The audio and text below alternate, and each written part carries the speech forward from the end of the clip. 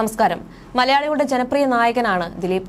എന്നാൽ നടിയെ ആക്രമിച്ച കേസിന് പിന്നാലെ ദിലീപിന് നേരിടേണ്ടി വന്ന അവസ്ഥ എല്ലാവർക്കും അറിയുന്ന ഒന്ന് തന്നെയാണ്. നടിയെ ആക്രമിച്ച കേസ് പുറത്തു വന്നത് മുതൽ ദിലീപിന് കണ്ടകശനി തുടങ്ങിയതാണ്. നടിയെ ആക്രമിച്ച കേസ് വലിയ തോതിൽ ചർച്ചയായതോടെ നിരവധി വിവാദങ്ങളാണ് ഉണ്ടായത്. ഈ വിവാദങ്ങൾക്കിടെ ദിലീപിനെ പ്രതികൂലിച്ചും അനുകൂലിച്ചും നിരവധി പേരാണ് എത്തിയത്. അത്തരത്തിൽ ദിലീപിനെ അനുകൂലിച്ചെത്തിയവരിൽ ഒരാളാണ് ശാന്തിവിള ദിനേശ്. ഇപ്പോഴിതാ ശാന്തിവിള ദിനേശ് ദിലീപിനെ കുറിച്ച് പറയുന്ന പുതിയ വാക്കുകളാണ് ചർച്ചയായി മാറുന്നത്. പുതിയ വെളിപ്പെടുത്തൽ നടത്തുന്നതിനിടെ പൾസർ സുനി 2 പേരെ കുറ്റവിമുക്തമാക്കിയിട്ടുണ്ട് എന്നതാണ് ഏറെ രസകരം. ഇതുമായി ബന്ധപ്പെട്ട് ഒന്നിലും മഞ്ജു വാര്യരോ ശ്രീകുമാർ മേനോനോ ഇല്ലെന്നതാണ് പറയുന്നത്. പാല് പൊക്കുമ്പോൾ തന്നെ അറിയാം ഇതൊക്കെ എന്തിനാണ്.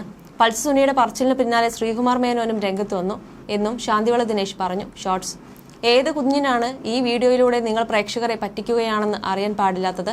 കോടതിയിൽ കീഴടങ്ങാൻ വരുന്ന സമയത്ത് ഹൈക്കോടതിയുടെ എതിർവശത്തുള്ള ഒരു കെട്ടിടത്തിലേക്ക് മതിൽ ചാടി കടന്നുകൊണ്ട് പൾസർ സുനി പോകുകയും അവിടെ എന്തോ പൊതി ഒളിപ്പിച്ചു വെച്ചതുമൊക്കെ അന്ന് വലിയ വാർത്തയായിരുന്നു. ഇന്ന് വരെ ഈ കേസ് അന്വേഷിച്ച സിംഹങ്ങളാരും അതുവഴി പോയി എന്താണ് അവിടെ ഒളിപ്പിച്ചതെന്ന് അന്വേഷിച്ചിട്ടില്ല.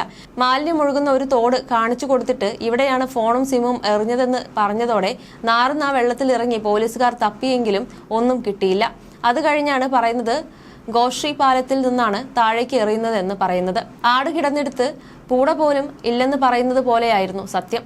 എന്നിട്ടാണ് ഇപ്പോൾ വന്ന് ഒറിജിനൽ ഫോണും ഒറിജിനൽ സിമ്മും ഞാൻ സേഫായി സൂക്ഷിച്ചിട്ടുണ്ട് എന്ന് പറയുന്നത്. ഈ വെളിപ്പെടുത്തലൊക്കെ നടത്തിയിട്ടും ഒരു അന്വേഷണ ഉദ്യോഗസ്ഥരും പൾസർ സുനിയെ വിളിച്ച് വരുത്തിയിട്ടില്ല. ആരും വരുത്തില്ല. കാരണം പൾസർ സുനിയിലല്ലല്ലോ അവരുടെ ഗെയിം. ഞങ്ങൾക്ക് ഏത് വിധേനയും ദിലീപിനെ ചട്ടിയിലാക്കണം എന്നതാണ് ചിന്ത. അല്ലെങ്കിൽ ഒറിജിനൽ ഫോൺ ലഭിക്കാനുള്ള ശ്രമം നടത്തില്ലേ? അവർ അതിനൊന്നും പോകില്ല. ദിലീപ് എങ്ങനെയെങ്കിലും ഇതോടെ തീരണം എന്ന് മാത്രമേ അവർക്കുള്ളൂവെന്നും ശാന്തിവിള ദിനേശ് പറയുന്നു. ഞാൻ ഇതൊക്കെ പറയുമ്പോഴും ചിലർ ഇതിന്റെ താഴെ വന്ന് ദിലീപ് വീണ്ടും പൈസ അയച്ച് തന്നു കാണും, ദിലീപ് പുതിയ സിനിമയ്ക്ക് ഡേറ്റ് തന്നു കാണും, അദ്ദേഹവുമായുള്ള പ്രശ്നങ്ങൾ തീർന്നു കാണും എന്നൊക്കെ എഴുതും. എനിക്ക് പുല്ലേ മാത്രം. ആരോടും ഇങ്ങനെയൊന്നും കാണിക്കരുതെന്നേ എനിക്ക് പറയാനുള്ളൂ. ഈ കേസുമായി ബന്ധപ്പെട്ട പല കാര്യങ്ങളും ശരിയായ രീതിയിൽ അന്വേഷിക്കപ്പെട്ടിട്ടില്ല. അതുകൊണ്ട് ദിലീപ് പറയുന്നത് CBI വരണമെന്ന്. CBI അന്വേഷിച്ചാൽ പോലീസിന്റെ തലപ്പത്തിരിക്കുന്നവർ മുതലുള്ള ഒരുപാട് ആളുകളുടെ ആപ്പീസ് പൂട്ടുമെന്നുള്ളത് ഉറപ്പാണ്. അതുകൊണ്ട് ഈ കേസ് CBI അന്വേഷിക്കണമെന്ന് അദ്ദേഹം പറയുന്നതെന്നും ശാന്തിവിള ദിനേശ് കൂട്ടിച്ചേർക്കുന്നു. മഞ്ജുവോ ശ്രീകുമാർ മേനോനോ ഇതിന് പിന്നിൽ ഇല്ലെന്ന് പൾസർ സുനി പറയുന്നു. മഞ്ജുവിനെ കണ്ടാലറിയാം ശ്രീകുമാർ മേനോനുമായി ബന്ധമില്ലെന്നും സുനി പറയുന്നു. മഞ്ജുവിന് ഇതിൽ റോളുണ്ടോ എന്നുള്ള റിപ്പോർട്ടുകളുടെ ചോദ്യത്തിന് പൾസർ സുനി നൽകുന്ന മറുപടി ഇങ്ങനെയായിരുന്നു: മഞ്ജുവിന് ഇതിനകത്ത് എങ്ങനെ റോൾ വരാനാണ്? ആ പാവത്തിനെ പിടിച്ചു വലിച്ചിട്ടതല്ലേ? ഇവർക്കെതിരെയുള്ളവരെയൊക്കെ ഇതിലേക്ക് കൊണ്ടുവന്നതാണ്. മഞ്ജുവിന് ഇഷ്ടമില്ലാത്ത ഒരാളെയാണെങ്കിൽ അയാളെ കുടുക്കിയതാണ് എന്ന് പറയുക. അങ്ങനെയുള്ള രീതിയിൽ വലിച്ചിട്ടതാണ്. ദിലീപും കാവ്യമാധവനും തമ്മിലുള്ള അടുപ്പത്തെക്കുറിച്ച് അതിജീവിത മഞ്ജു വാര്യരെ അറിയിച്ചതെന്നും ഇത് വിവാഹമോചനത്തിലേക്ക് നയിച്ചുവെന്നും ഇതിലുള്ള പ്രതികാരമായാണ് കൊട്ടേഷൻ നൽകിയതെന്നുമാണ് കേസിൽ പറയുന്നത്. എന്നാൽ പ്രതിഭാഗത്തിന്റെ വാദം ദിലീപിന്റെ മുൻഭാര്യയായ മഞ്ജു വാര്യരും സുഹൃത്ത് ശ്രീകുമാർ മേനോനും ചേർന്ന് പൾസർ സുനിയെ ഉപയോഗിച്ച് ദിലീപിനെ കള്ളക്കേസിൽ കുടുക്കിയതാണ് എന്നാണ്. എന്നാൽ മഞ്ജുവും ശ്രീകുമാർ മേനോനും ഇക്കാര്യത്തിൽ നിരപരാധികളാണെന്നാണ് പൾസർ സുനി ഇപ്പോൾ വെളിപ്പെടുത്തിയിരിക്കുന്നത്. ദിലീപ് തന്നെ ചതിച്ചുവെന്നും പൾസർ സുനി പറയുന്നു.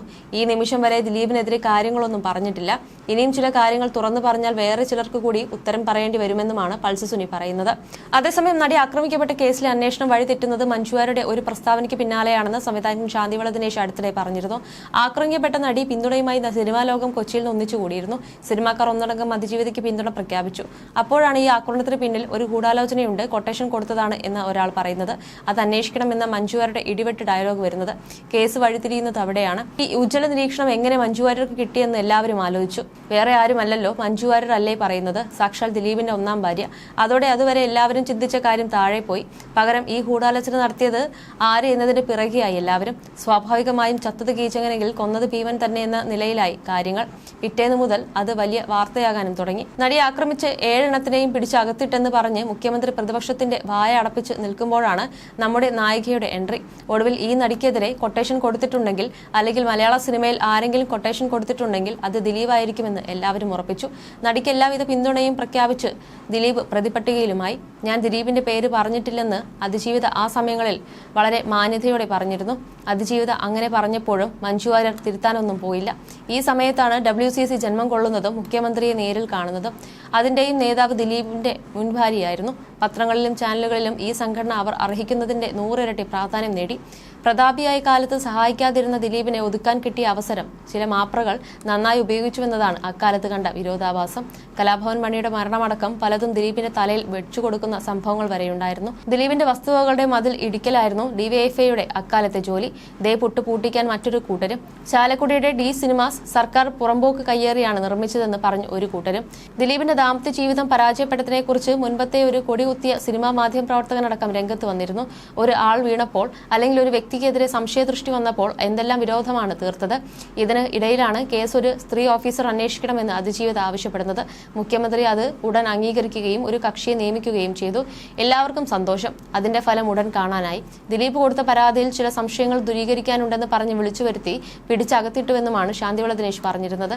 എല്ലാ കുറ്റവാളികളെയും പിടിച്ചകത്തിട്ടെന്ന് പറഞ്ഞ മുഖ്യമന്ത്രി തന്നെ പിന്നീട് പറയുന്നത് ഒരു പ്രമുഖ നടനെ തന്നെ പിടിച്ചകത്തിടാൻ സാധിച്ചു, ഞാനാണ് ഇവിടെ ഭരിക്കുന്നതെന്നാണ്. ഭയങ്കരം തന്നെ. 55 ദിവസം ജയിലിൽ കഴിഞ്ഞപ്പോൾ ദിലീപിന് സ്വാഭാവികമായും ജാമ്യം കിട്ടി. കേസ് കോടതിയിലെത്തിയപ്പോൾ ഒരു പെൺ ജഡ്ജി വേണമെന്ന ആവശ്യം നടി ഉയർത്തിയപ്പോൾ അതും അംഗീകരിക്കപ്പെട്ടു. അപ്പോഴും അതിജീവിത ദിലീപിന്റെ പേര് പറഞ്ഞിട്ടില്ല. എന്നെ നശിപ്പിക്കാൻ ആരൊക്കെ ഒന്നിച്ചു നിന്നോ അവർ ശിക്ഷിക്കപ്പെടണം എന്ന് മാത്രമാണ് അതിജീവിത പറഞ്ഞിട്ടുള്ളതെന്നും ശാന്തിവിള ദിനേശ് പറഞ്ഞിരുന്നു.